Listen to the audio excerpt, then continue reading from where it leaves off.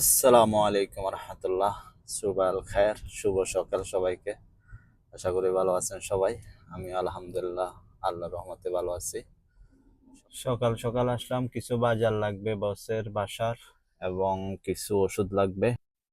সবগুলো একসাথে নেব। এরপরে বসের বউকে হসপিটালে নামাই দিয়ে আসছি, ওকে নিয়ে যাব সাথে করে। মোটামুটি কাজ আছে কিছু।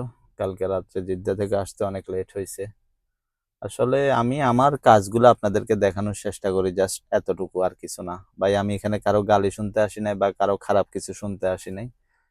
যদি আপনারা আমাকে গালি দেন, আমি যদি কোনো অপরাধ না করি, তাহলে গালিগুলো আপনাদের গায়ে পড়বে। দিতে পারেন, সমস্যা নাই।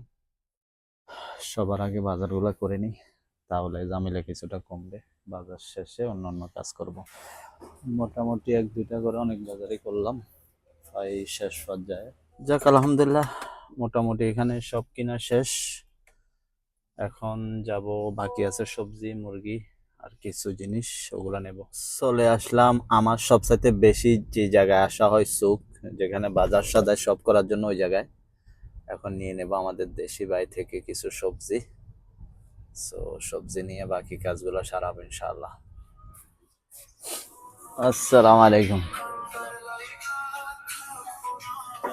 ভালো আছেন? বাজে এখন 10:30।